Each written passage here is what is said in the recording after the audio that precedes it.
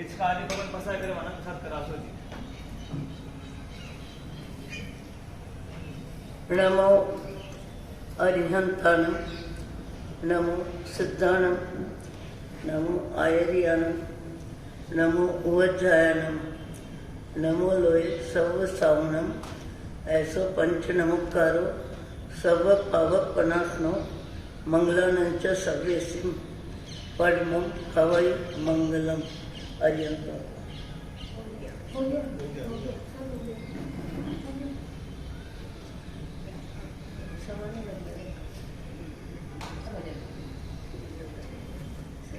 पांच बार पंच परमेश्वरी मंत्र। नमो अरिहंताणं, नमो सिद्धाणं, नमो आयर्याणं, नमो उवज्जायणं, नमो लोये सर्व सावणं।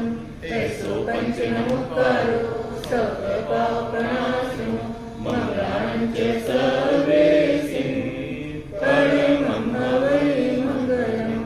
नमो अरिहंताणं, नमो सिद्धाणं, नमो आयर्याणं, नमो उवज्जायणं, नमो लोये सर्व सावणं। ऐसो पंच नमोकारो सर्व पापनाशनो मंगलानंच सर्वेसिं परमं हवै मंगलम्। नमो अरिहंताणं, नमो सिद्धाणं, नमो आयर्याणं, नमो उवज्जायणं, नमो लोये सर्व सावणं। ऐसो पंच नमोकारो सर्व पापनाशनो मंगलानंच सर्वेसिं परमं हवै मंगलम्। नमो अरिहंताणं, नमो सिद्धाणं, नमो आयर्याणं, नमो उवज्जायणं, नमो लोये सर्व सावणं।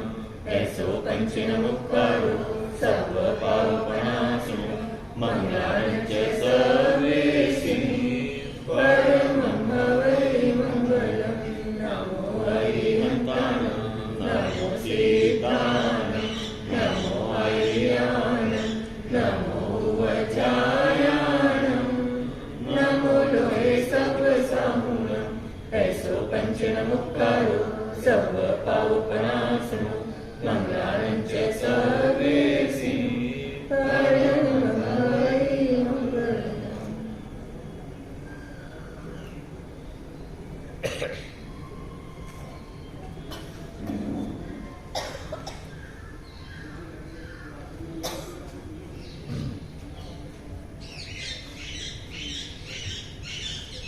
सिद्धाणं, बुद्धाणं, भारदयाणं, परम परदयाणं, लोग्य मोहदयाणं, नमो सया सर्व सिद्धाणं।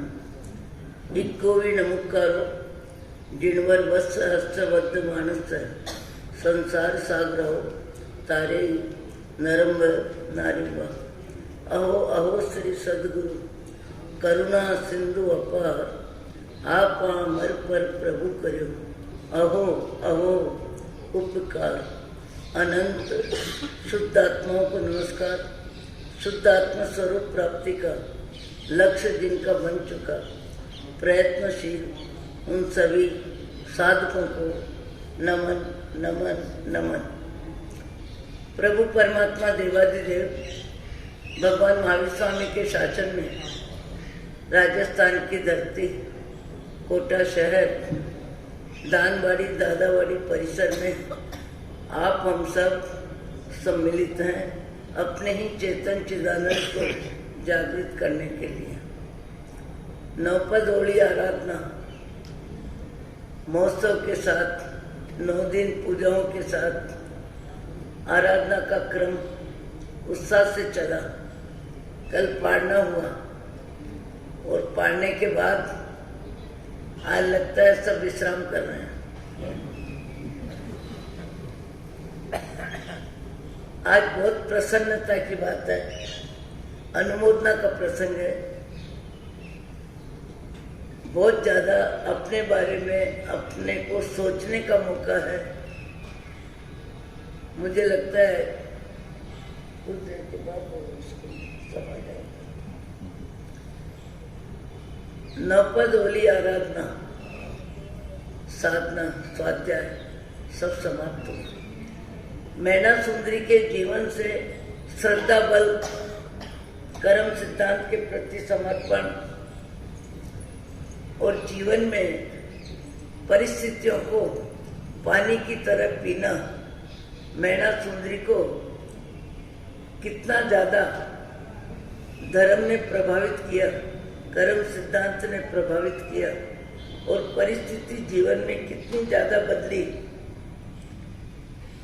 और कोड़ी को पति के रूप में राजकुमारी मैना सुंदरी ने सहजता से स्वीकार किया और स्वीकार करके इतना ही कहा कि बेटी, कर्म सिद्धांत के प्रति जो तुम्हारा समर्पण है, तो तुम्हारे कर्म से कोड़ियों के दल के साथ ये उम्बर राणा आया है, तुम्हारे कर्म नहीं भेजा है, ऐसा मुझे लगता है, इसलिए तुम स्वीकार करो। मैना सुंदरी स्वीकार करती है।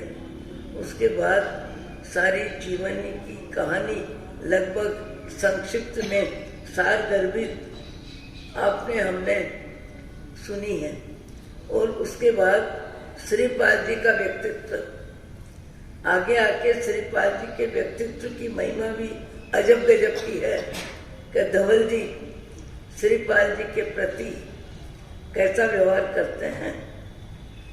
धन, पत्नी और पैसा दोनों को बटोरने में उनकी मानसिकता कितनी निम्न स्तर पे आ जाती है और उनको लगता क्या है कि ये श्रीपाल मेरे साथ आया, अकेला आया, किराया दे के आया और मेरे साथ आने के बाद इसका जीवन कहां से कहां पहुंच गया और मेरे से अधिक इसके पास वैभव हो गया। मेरी सेना भी आदि हो गई, मेरे कर्मचारी भी आदि हो गए, मेरी जहाजें भी आदि होगी। उसके हृदय में श्रीपाल की संपत्ति, श्रीपाल जी का पुण्य बल प्रबल इतना है कि देख देख के धवल जी अपने हृदय में रोते हैं। हृदय में रोते हैं। ईर्ष्यालु व्यक्ति दूसरे का सुख देख नहीं सकता है, सहन नहीं कर सकता है। सुख में ईर्ष्या जिसके भाव जगत में होती है, ईर्ष्या उसे ही कहते हैं जो दूसरे के सुख को सहन नहीं कर सकता है। तो सुख को सहन नहीं करने वालों में नंबर धवल जी का इतना ज्यादा कि श्रीपाल जी की जिंदगी को समाप्त करने का प्रयत्न किया, डूम जाति में सम्मिलित किया। उनके साथ क्या गलत व्यवहार नहीं किया, हर तरह का गलत व्यवहार किया और गलत व्यवहार इसीलिए किया कि इनकी पत्नी और इनका पैसा मेरे अधिकार में आ जाए। और आखिरी में 7वीं मंजिल पे जहाँ श्रीपाल जी विश्राम कर रहे हैं, जितने प्रयत्न किए दूसरे व्यक्तियों को माध्यम बना के, वो सारे प्रयत्न जब फैल हुए तो स्वयं ने कोशिश की कि अब श्रीपाल को खत्म करने का पुरुषार्थ मैं स्वयं ही करूंगा। और 7वीं मंजिल में श्रीपाल जी है और रस्से के बल पे चढ़ता है, रस्से के बल पे चढ़ता है और अद्भुत में रास्ता टूट जाता है और भारी भरकम शरीर श्रीपाल जी तत्काल धड़ाम धरती पे आके गिरते हैं और जीवन की समाप्ति होती है। धवल जी, हाँ धवल जी।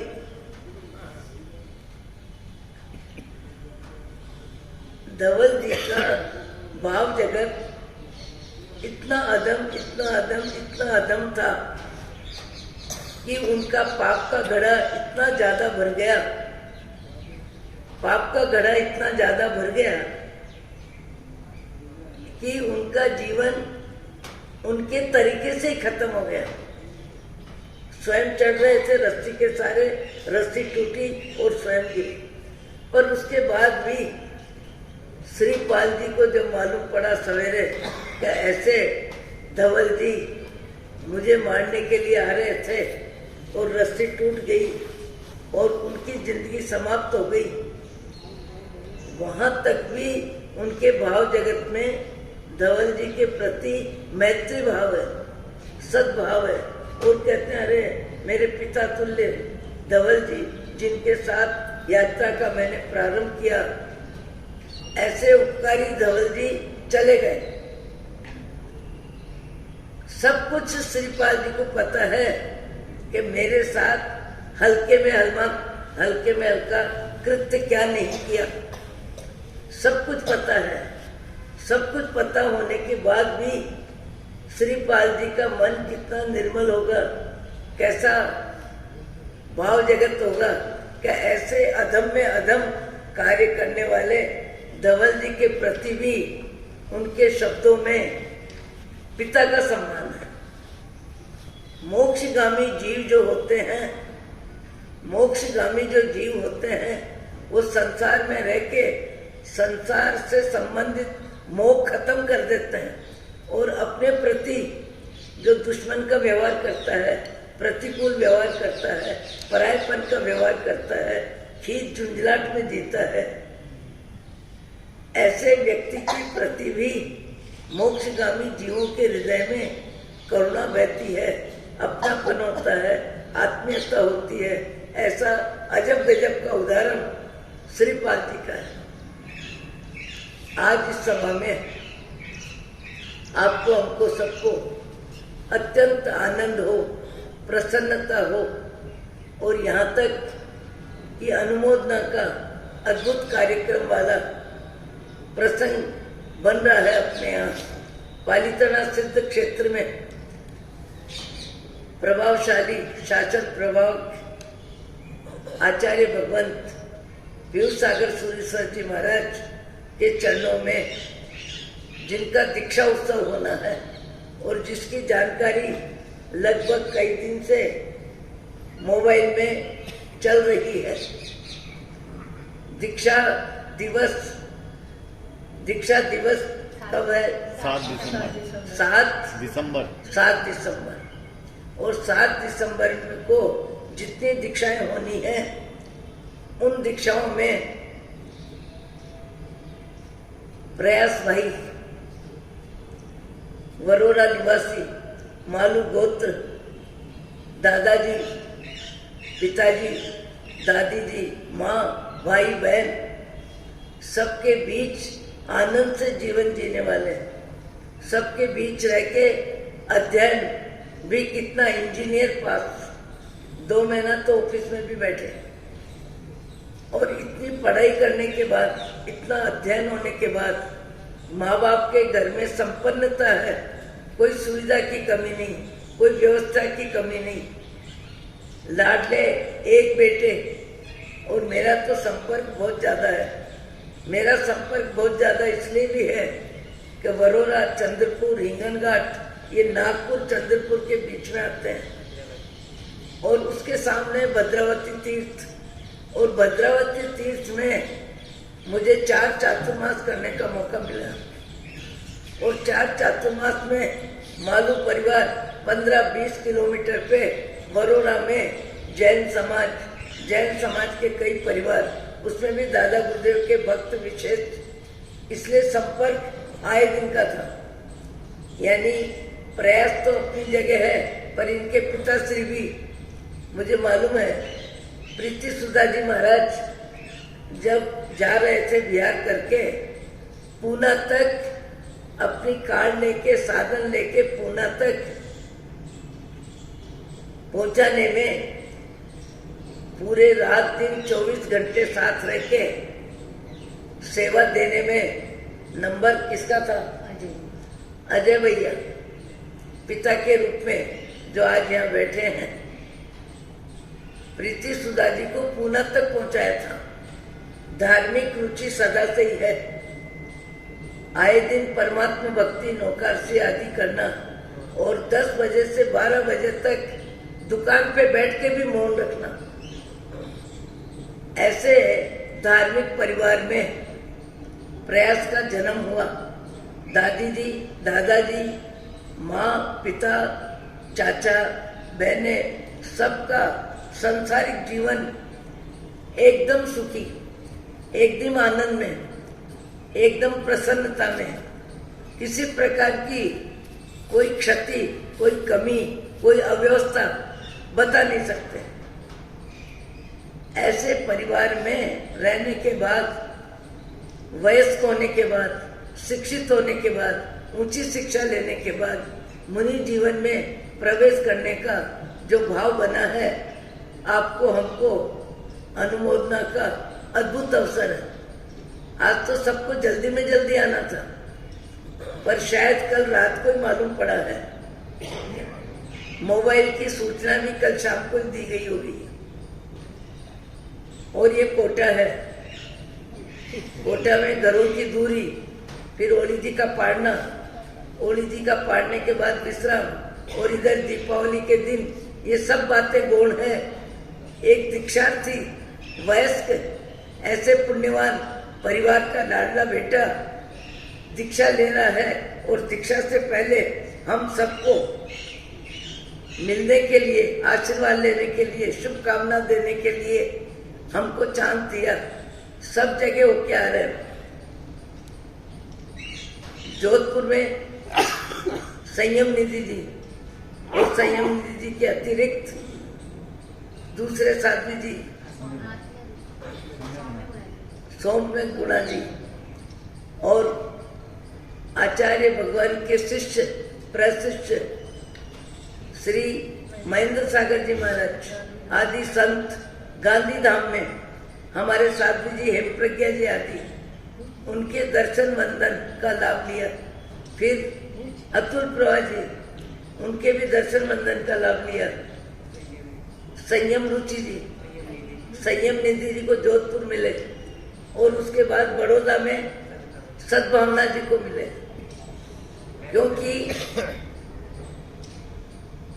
सबके साथ बचपन से संपर्क है।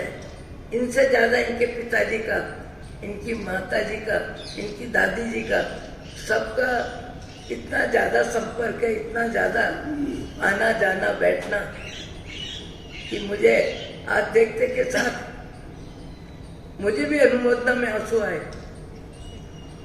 कि इस उम्र में, इस परिवार में सारी हरियाली खुशहाली के बीच, और इंजीनियर की शिक्षा लेने के बाद दीक्षित होना। दीक्षित होना यानी क्या? ट्रेन की सवारी बंद, प्लेन की सवारी बंद, कार की सवारी बंद, स्कूटर की सवारी बंद, साइकिल की सवारी बंद, रात्रि में होने वाले मनोरंजन के सारे कार्यक्रम, मुनि बनने के बाद उपाश्रय से बाहर जाना नहीं, कोई होटल नहीं, कोई पिक्चर नहीं, कोई आयोजन नहीं, कोई उत्सव नहीं, कहीं भी मुनि जीवन में प्रवेश करने के बाद संयमी जीवन में मर्यादा में रहना है।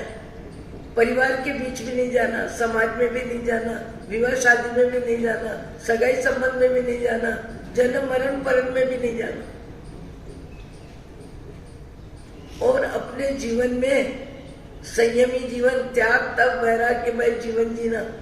आज के समय में, इस आधुनिकता के युग में, सब अनुकूलताओं का परिपक्व उम्र में, समझ की उम्र में इस तरह वैरागी जीवन जीना, अनुमोदना में तो पंडाल भर जाना चाहिए था।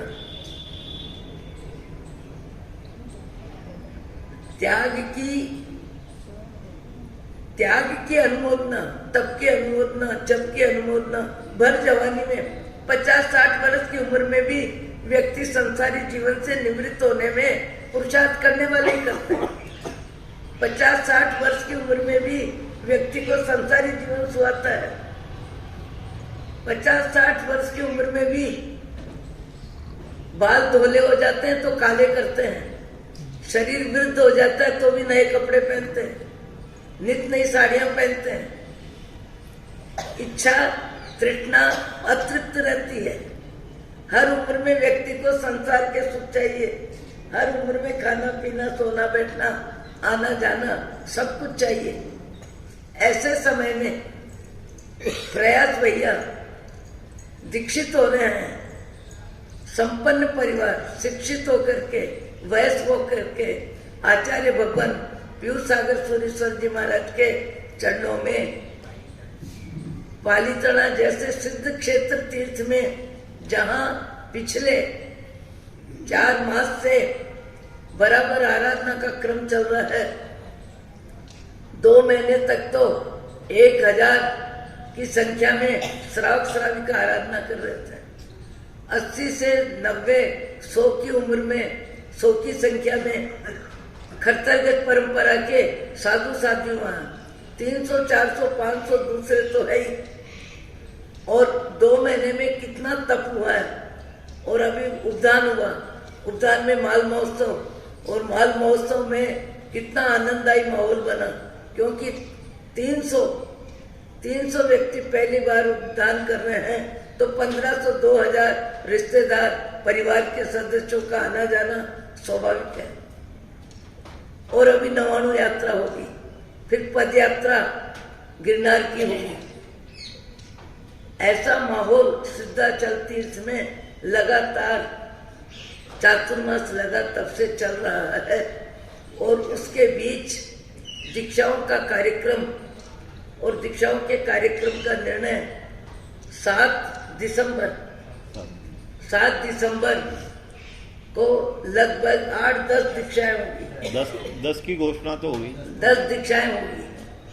और 10 दीक्षाओं में प्रयास भैया, सबकी दीक्षा अपनी है, सबकी आनंददायी है, सब योग्य है, पर मुझे लगता है प्रयास भैया पहले नंबर के मुनि बनेंगे। अभी मैंने 10 मिनट भी बात करी, सोच समझ के दीक्षा लेना और सारे संसार के आकर्षण छोड़ना।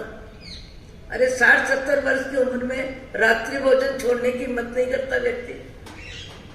60-70 वर्ष की उम्र में दाम्पत्य जीवन में सन्यासी जीवन जीने की मानसिकता नहीं बनाता व्यक्ति। 60-65 वर्ष की उम्र आने के बाद बेटा कमाता है, उसके बाद भी बाप दुकान पे जाना नहीं छोड़ता। सांसारिक जीवन में व्यक्ति का रस, व्यक्ति का राग, व्यक्ति का मोह, आसक्ति कितनी होती है। मैंने कल ही एक बहन को कहा कि शरीर तो बहुत पुराना हो गया आपका, पर साड़ियां तो नए दिन नई पहनते जा रहे हो। शरीर तो बदल नहीं रहा है, कपड़े बदलते जा रहे हो। शरीर बता रहा है कि पुराना हो गया। शरीर कह रहा है तृष्णा शांत करो, तृष्णा को शांत कर लो। बहुत खा लिया, बहुत पहन लिया, बहुत तोड़ लिया, बहुत हंस लिए, और समय आने पे आंसू भी गिरा दिए। पारिवारिक जीवन में क्या नहीं होता। सारी दुनिया का सारा कार्यक्रम देखने के बाद 70 वर्ष की उम्र में भी व्यक्ति को सांसारिक जीवन जीने की रुचि में विराम नहीं आता, विश्राम नहीं करता, अपना मन नहीं बदलता। हमारे यहाँ आश्रम 4 प्रकार के बताए हैं। पहला आश्रम विद्यार्थी आश्रम, दूसरा गृहस्थ आश्रम, तीसरा वानप्रस्थ आश्रम और चौथा संन्यास आश्रम। चौथा संन्यास आश्रम है और तीसरा वानप्रस्थ आश्रम। वानप्रस्थ आश्रम का मतलब क्या? संसार में रहते हुए सांसारिक जीवन से निवृत्त होके घर में भी साधुवत जीने का अभ्यास करना। जो साधु नहीं बन सकते, चल नहीं सकते हैं, शारीरिक क्षमता नहीं है, कई कारण होते हैं, तो ऐसे व्यक्ति वानप्रस्थ आश्रम में ज्यादा में ज्यादा त्यागमय, तपमय, भक्तिमय, वैराग्यमय, सांसारिक जवाबदारियों में फ्री होके जन्म मरण परण के कार्यक्रमों में रुचि समाप्त करके जीते हैं, उसको कहते हैं वानप्रस्थ आश्रम। और संन्यास आश्रम तो चौथा है। तो जो संन्यास आश्रम चौथा विभाग है, ये महानुभाव पहले विभाग में भर जवानी में 22-23 वर्ष की उम्र होगी, 27 वर्ष की उम्र है, परिपक्व उम्र है, संसार का अध्ययन कर लिया, कैसी बड़ी परीक्षाएं दे दी और सारा वातावरण आंखों के सामने है। खाना पीना सोना बैठना, संसार क्या होता है। आज तो 10 वर्ष का बच्चा भी संसार समझता है। बौद्धिक क्षमता इतनी है, साधन इतने हैं, सुविधाएं इतनी है, मोबाइल है, टीवी है, कितने ही साधन है। तो 27 वर्ष की उम्र में दीक्षित होने वाला युवा परिपक्व उम्र है, क्या नहीं समझते, सब समझते हुए, जैसा मैंने अभी कहा, त्याग कितना, यदि त्याग की लिस्ट बनाओ तो 100 नंबर आते हैं। त्याग त्याग त्याग शब्द यदि मैं बोलती जाती हूँ तो 100 नंबर आ जाएंगे। अभी मैंने क्या बोला, कार का त्याग, ट्रेन का त्याग, प्लेन का त्याग, स्कूटर का त्याग, स्कूटर का त्याग, कार का और साइकिल का त्याग, पूरी धरती पे पांव से पद यात्रा करना और पद यात्रा करके एक गांव से दूसरे गांव जाना, और रंग राग, केवल सफेद वस्त्र, शुद्धता के प्रतीक, सात्विकता के प्रतीक, श्वेत वस्त्र, वो भी 3-4 जोड़ी वस्त्र में जीवन जीना, और एक वस्त्र को 10-15 दिन चलाना, उसके बाद पानी में उसको निकालते हैं। जेवर, स्वर्ण, चांदी, तांबा, लोहा, पीतल, किसी प्रकार का परिग्रह नहीं, किसी प्रकार का परिग्रह नहीं, किसी प्रकार का खाने पीने में रात्रि का संबंध ही नहीं, सवाल ही नहीं। सूर्य की साक्षी से 48 मिनट के बाद भोजन चालू होता है और सूर्यास्त के समय भोजन समाप्त हो जाता है। ये तो बहुत लंबी बात है। बाकी एकादश ने, ब्यास ने, आंधी, उपवास सबके चलते हैं। अभी यहाँ जो साध्वी जी बैठे हैं, 41 दिन से आंधी चल रहे थे, आज पारना हुआ, और नित्य एकासन करते हैं साधु साध्वी ज्यादातर। और नित्य एकासन में भी भोजन जो गृहस्थ के घर मिलता है उसमें भी कुछ चीजें ही काम में लेते हैं। कईयों के कई प्रकार की क्या होती है,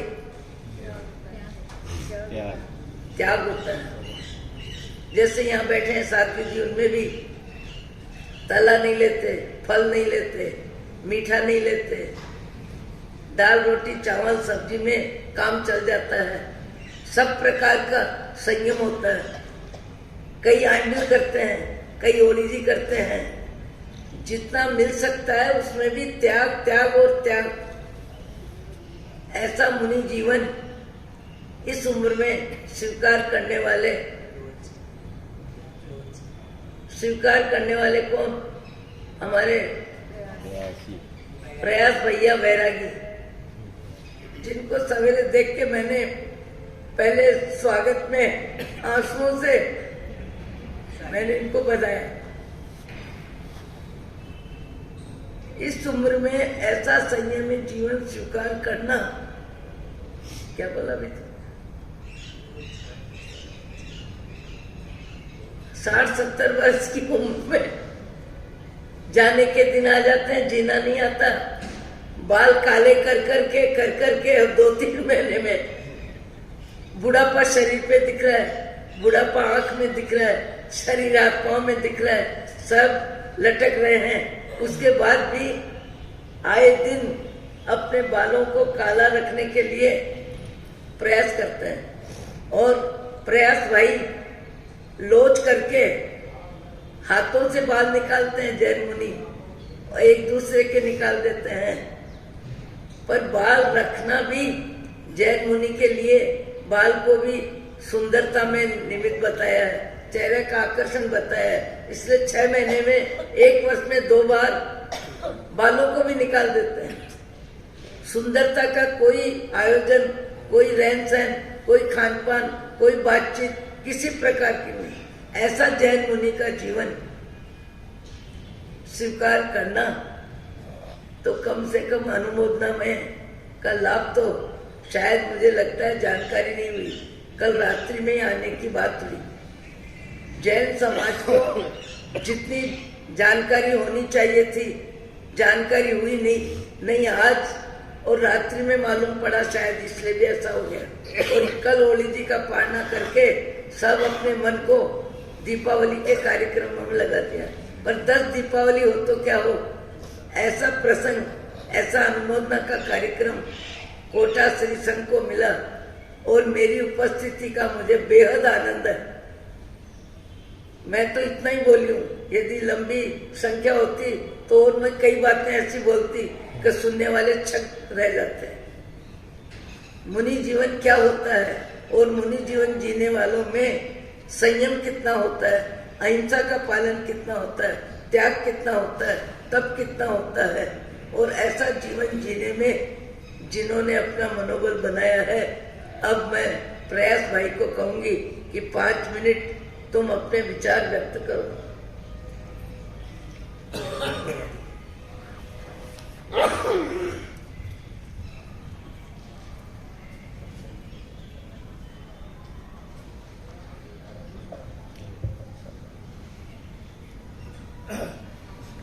शासन नायक प्रभु महावीर के चरणों में मेरा वंदन। चारों ही दादा गुरुदेव के चरणों में शत वंदन। गणनायक शिरोमणि श्री सुखागर जी महाराज साहब के चरणों में मेरा वंदन। पतित को पावन करने वाले, परम का मार्ग दिखलाने वाले, मम जीवन उद्धारक पूज्याचार्य भगवान श्री जिन पीयूष सागर जी महाराज साहब के चरणों में शत वंदन। पाठ पे विराज साधु जी भवन के चरणों में शत वंदन। सभी को जय जिन एवं प्रणाम। महाराज साहब ने अभी कहा था कि 60 वर्ष की उम्र में भी जीना नहीं आता है, तो जीना मुझे भी नहीं आता था। 2013 भद्रावती प्रतिष्ठा, वह प्रसंग लाइफ टर्निंग था। जीना क्या होता है, जीना कैसे चाहिए। तो महाराज साहब और महाराज साहब की निश्रा में जितनी भी अनेक साधु जी भगवंत रहते हैं, समय समय पर इसका एक छोटा सा बस मतलब रुचि धर्म में तब थी नहीं, बट परिवार का आग्रह और थोड़ा कंपलसरी वाला था कि आपको वहां पहुंचना है। तो प्रतिष्ठा में पहुंच तो गया, तो 1 मिनट लेके बस साधु जी भगवंत का यही प्रयास था कि जीवन जीना कैसे है। परम पूज्य साधु जी भगवंत संयम निधि जी महाराज साहब की सुशिष्या, उनका अनेक उपकार यह है कि उनका तब एक ही स्टेटमेंट था कि आप जैन बनो तो आपको क्या श्रावक बनना है। तो वो श्रावक बनना 2018 मेरे कॉलेज लाइफ करके हमेशा मुझे ये याद दिलाता था कि मैं एक जैन हूं और मेरे साथ मेरे कुल का नाम है, प्रभु महावीर का नाम जुड़ा है। तो कॉलेज में अनेक चीजें दोस्तों के साथ शायद करी होगी, बट वो महाराज साहब का एक उपदेश कि श्रावक बनना है हमेशा मुझे सही मार्ग पे लाया। 2018 में महाराज साहब जी स्वयं दुर्ग पधार रहे थे, तो विहार में ना नागपुर पधारे, तब मैं दर्शन करने के लिए गया था। महाराज साहब ने आज सवेरे कहा कि शाश्वत जी महाराज साहब की अनेक प्रेरणा थी कि जब मैं इस बात पे जुड़ा, बट महाराज साहब उससे भी पहले आपकी अनंत कृपा थी और आपका एक सत वचन, क्योंकि जब मैंने सिविल इंजीनियरिंग का कोर्स किया है तब महाराज साहब ने इतना ही कहा था कि प्रयास सिविल इंजीनियरिंग है ना, ये जैनों के लिए नहीं है, इतनी इतनी जीव हिंसा होती है। पूर्व में जैसे महाराज साहब ने भी फरमाया कि परिवार जुड़ा हुआ था, तो महाराज साहब ने समय समय पर कि जीवन में जीना कैसे और जीवन में हम कम से कम पाप करके भी जीवन उत्तम कैसे जी सकते हैं, ऐसी अनेक प्रेरणाएं पापा को दी। तो महाराज साहब की तब वह एक प्रेरणा कि जीवन जीना है, अनिवार्य है, पैसा कमाना अनिवार्य है संसार में रहते रहते, पर फिर भी कैसे कमाना जहां हमारे आत्मा का कल्याण हो सके। कम से कम हम आत्मा के कल्याण करे तो ना करे, पर कम से कम उसको पतित तो नहीं करे। तो महाराज साहब का वह एक वचन कि प्रयास सिविल इंजीनियरिंग में इतना दोष है, क्या तुझे ये करना है। तब पापा भी वहां थे और सहज रूप से महाराज साहब का वो एक वचन मैंने स्वीकार किया, क्योंकि गुरु के वचन हमेशा सत्य होते हैं। गुरु की ना दृष्टि, मतलब हमको लगता है ना हम गुरु कह रहे तो कुछ आज के लिए कह रहे हैं, बट महाराज साहब का लिए स्वयं का मेरा एक्सपीरियंस है। महाराज साहब का एक एक वचन अपन को ऐसा लगता हो कि महाराज साहब सहज रूप से कह रहे हैं, बट एक एक वचन के पीछे अनेक अनेक प्रसंग जुड़े होते हैं, अनेक अनेक हमारे लिए जो कल्याण करता है वो सब चीजें जुड़ी होती है। तो वह एक प्रसंग अगर 2018 में महाराज साहब का वाक्य नहीं होता तो शायद मैं बाकी यंगस्टर्स के समान जॉब करने के चला जाता, और अगर 2018 में हमारा सबका एक वाक्य नहीं होता तो परिवार के साथ रहना, परिवार का बिजनेस संभाला नहीं होता, और जो जैसे वास्तविकता में जब जीवन में धर्म समझा तो मुझे संयम के अलावा और कुछ सूझा ही नहीं। आप यहाँ जितने विराजमान हैं, ये बात तो निश्चित ही मैं कह सकता हूं कि महाराज साहब का मुख देख के, महाराज साहब के ऑरा में रह के जो सुख की अनुभूति आपको होगी वो शायद कहीं और नहीं होगी। तो अनंत अनंत उपकार साध्वी जी क्या कि उन्होंने एक जो मुझ जैसे बाल जीव के ऊपर कृपा दृष्टि करके अपने मूल्यवान समय से को वाक्य कहा था कि हे प्रयास, संयम ही जीवन है, संयम में सुख है, और सिविल इंजीनियरिंग का जो मार्ग है वो तेरी आत्मा के लिए सबसे बड़ा दुष्कार्य, तेरे आत्मा की दुर्गति कराएगा। अगर साध्वी जी का वो वाक्य नहीं होता तो आज मैं यहाँ नहीं होता। साध्वी जी भगवान का अनंत अनंत उपकार है। महाराज साहब ने कहा ना कि परिवार जुड़ा था, तो महाराज साहब की कृपा थी कि मुझे परिवार से ना कभी भी, मतलब सब लोग को लगता है कि एक बेटा है तो बहुत पुरुषार्थ करना पड़ा होगा, बहुत आज्ञा मांगनी पड़ी होगी, बट महाराज साहब के द्वारा जब जब परिवार का संपर्क हुआ, जब जब परिवार महाराज साहब की निष्ठा में रहा, तो महाराज साहब के द्वारा जो धर्म के संस्कार, धर्म का बीजारोपण परिवार के ऊपर किया गया था, उसी का श्रुतिफल ये था कि मुझे सहज रूप से आज्ञा मिल गई। बस एक दो बार कहना पड़ा कि दीक्षा लेनी है, परिवार और माता पिता का अनंत उपकार था कि उन्होंने सहज रूप से आज्ञा दे दी। तो इसलिए साधु जी भगवान सबके उपकार उपकार हैं, बट आपका उपकार मुख्य है कि अगर आपका एक सद्वचन और मेरे जीवन में अगर समय समय पर आप और आपके समस्त साधु जी मंडल का स्वाध्याय नहीं होता तो आज मैं यहाँ नहीं होता। और सकल शीर्षण से एक ही विनती है कि जिन वाणी आपको अभी यहाँ मिली है, पिछले साल भी मिली थी, जिन वाणी ना प्योर होती है, श्योर होती है और क्योर होती है, जिन वाणी आपको तार सकती है, जैसे साधु जी भगवान का एक वाक्य ने मेरे जीवन में परिवर्तन लाया। मतलब ये विशेष बात साधु जी भगवान की कि अनेक अनेक महाराज साहब के परिचय में मैं हूँ, और ऐसे अनंत अनंत महाराज साहब के ना महाराज कहते बहुत छोटा सा है, बट वो छोटा सा ही शब्द और वाक्य अनेक ऐसे साधु जी भगवंत जिन्हों का जीवन परिवर्तन कर दिया है। आपको परिचय है होगा शायद, बट मैं जितने भी महाराज साहब के साथ भी शिष्य है, साधु जी भगवान जितने महाराज साहब से जुड़े हैं, कहीं ना कहीं महाराज साहब का भी छोटा सा वाक्य सबके लिए वो टर्निंग पॉइंट बनता है। तो महाराज साहब जब भी कुछ भी कहे तो उसे तहती करते हुए उसको जरूर स्वीकार करेगा, क्योंकि वो सद्वचन आपके लिए महाराज साहब ने कहा है। महाराज साहब को कहना था इसलिए नहीं, कहने के महाराज साहब हमारी शुभ चिंता करते हैं, हमारी आत्मा की, हमारे आत्मा के बारे में सोचते हैं, इसलिए महाराज साहब का एक वचन ने मुझे तारने के लिए आगे प्रेरित किया। और सकल शीर्षण से एक ही विनती है कि 2023 7 दिसंबर पालिताना सिद्ध क्षेत्र, देखिए पहला पालिताना सिद्ध क्षेत्र, ये विशेषता 7 दिसंबर 2023 प्रभु वीर का दीक्षा कल्याण, जिनकी बदौलत आज हम यहाँ बैठे हैं, जिन्होंने हमें सब कुछ दिया है, अगर आज वो नहीं होते तो शायद हम भी यहाँ नहीं होते। तो ऐसे प्रभु वीर का दीक्षा कल्याण। और तीसरा खद्दर का शताब्दी महोत्सव। तो ऐसे तीन बड़े प्रसंग और अनेक अनेक साधु भगवंत, 100 से अधिक साधु जी भगवंत यहाँ विराजमान हैं। तो ऐसे मौके पर, ऐसे अवसर पर मेरी दीक्षा होने जा रही है, और मेरे साथ ही अन्य 10 मुमुक्षु भाई बहनों की दीक्षा है। तो मैं हम सब के तरफ से आप सकल श्री संघ को यह विनती, यह प्रार्थना करता हूँ कि आप दीक्षा पे पधार कर हमें ऐसा आशीर्वाद दीजिएगा कि हमारा संयम जीवन निष्कलंक हो, निष्कंटक हो, और सिद्ध क्षेत्र की भूमि पे हम भी जल्द से जल्द सिद्ध बन सके।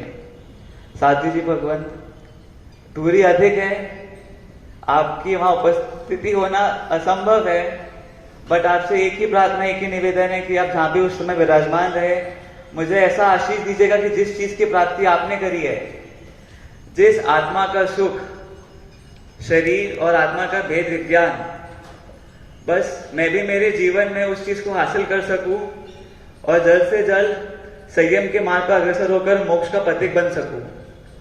और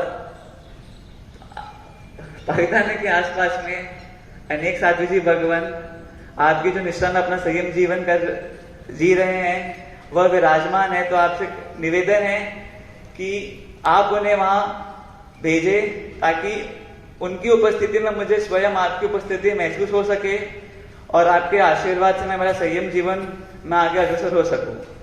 और कोटा श्री संघ से पिछले गत वर्ष आचार्य श्री का चतुर्मास था, यहाँ पे रहने का अवसर हुआ। कल रात में एक अंकल जी ने कहा था कि आप कोटा के हैं, तो अगर मैं कोटा का हूं तो मुझे विनती निवेदन करने की आवश्यकता ही नहीं है। मैं आपका बेटा, तो आपको स्वयं वहां पधार कर अपने बेटे को आशीर्वाद देना है।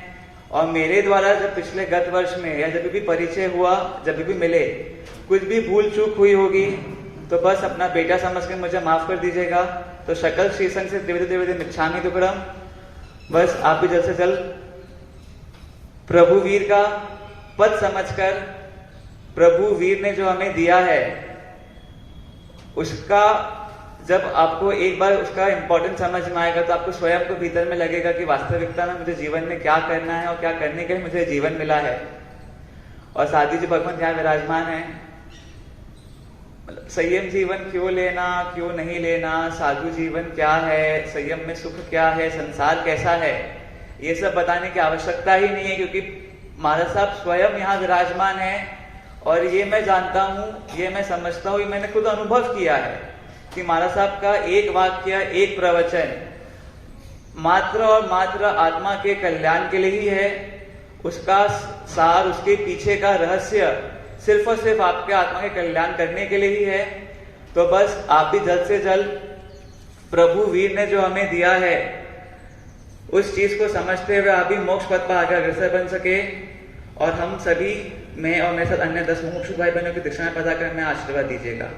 जिन आगे बहुत कुछ भी कहने में आएगा तो मैं वचन कैसे मिच्छामि दुक्कडम। प्रयास भैया, मैंने तुम्हारे बारे में इन लोगों के आने से पहले जो कुछ बोला, अभी तुम्हारी आवाज सुन के मुझे लगता है तुम्हारी आवाज जिन शासन की प्रभावना करने में, हजारों मनुष्यों के मन को ऊंचा उठाने में तुम्हारी आवाज का आकर्षण उपयोगी बनेगा, इसका एहसास मैं अभी इस समय भी कर रही हूँ। इसके लिए मेरी तरफ से बहुत बहुत शुभकामना। क्योंकि मैंने शुरू में बताया, अजय भाई और इनकी माँ और पिताजी मेरे 4 चातुर्मास भद्रावती तीर्थ में हुए। 15 किलोमीटर पे वरोरा है, तो घर आंगन जैसा वातावरण होने से बार बार आना जाना मिलना, मैंने पहले ही बताया कि जीवन में सारी सुविधाएं जितनी आवश्यक है उससे भी ज्यादा प्राप्त है। उम्र भी है, शिक्षा भी है, माता पिता भी है, परिवार भी है, संपत्ति भी है, सारे साधन है। और सारे साधनों के बीच जीवन जीने के बाद मैंने कहा 50-60 वर्ष की उम्र में भी मन बदलने का भाव नहीं बनता है। 60-70 वर्ष की उम्र में भी शरीर बदल जाता है, शरीर वृद्ध हो जाता है, उसके बाद भी नित नए कपड़े शरीर पे चमकाते हैं, क्योंकि इच्छा अमर रहती है व्यक्ति की।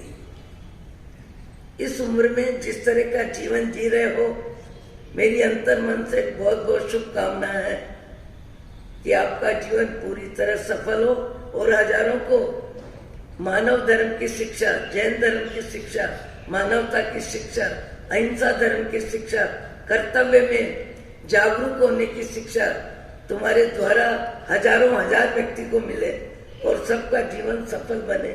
ओम शांति, ओम शांति, ओम शांति। 10 बज रही है। हाँ, भजन।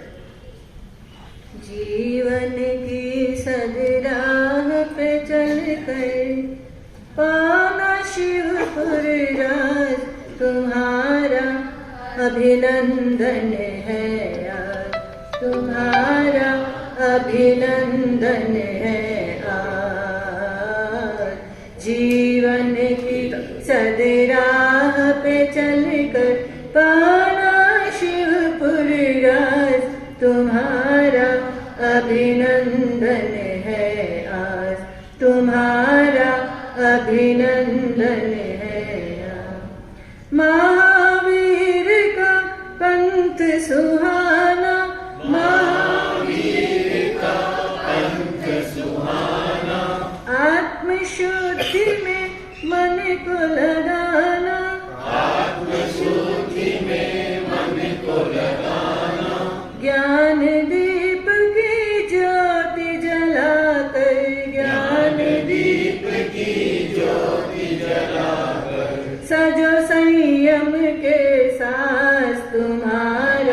अभिनंदन है आज, तुम्हारा अभिनंदन है।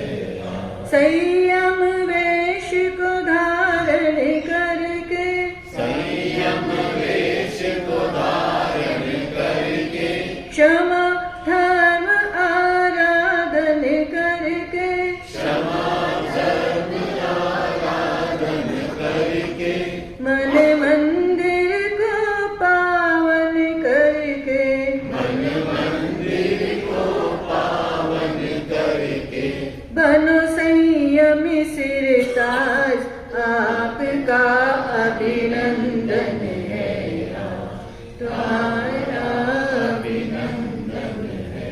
रग रग में वैराग्य बढ़ाना, रग रग में वैराग्य बढ़ाना, मैत्री भाव से मन महकाना, मैत्री भाव से मन में गाना, विषय कष्ट करुणा की सरिता को बहाकर, करुणा की सरिता को बहाकर, पहनो त्याग का ताज, तुम्हारा अभिनंदन है आज, तुम्हारा अभिनंदन है।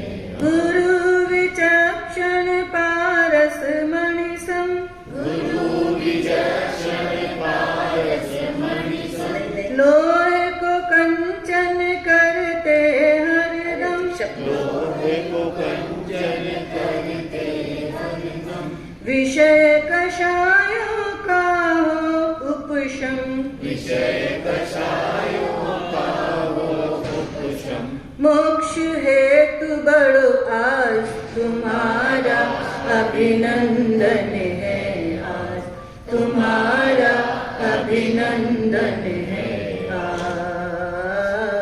जीवन की सदराह पे चल कर पाना शिवपुर आज, तुम्हारा अभिनंदन है आज। अभिनंदन दीक्षार्थी का तो है, पर मेरी दृष्टि में अजय भैया और उनकी पत्नी माता पिता का अभिनंदन श्री संघ पहले करेगा। अजय भैया ने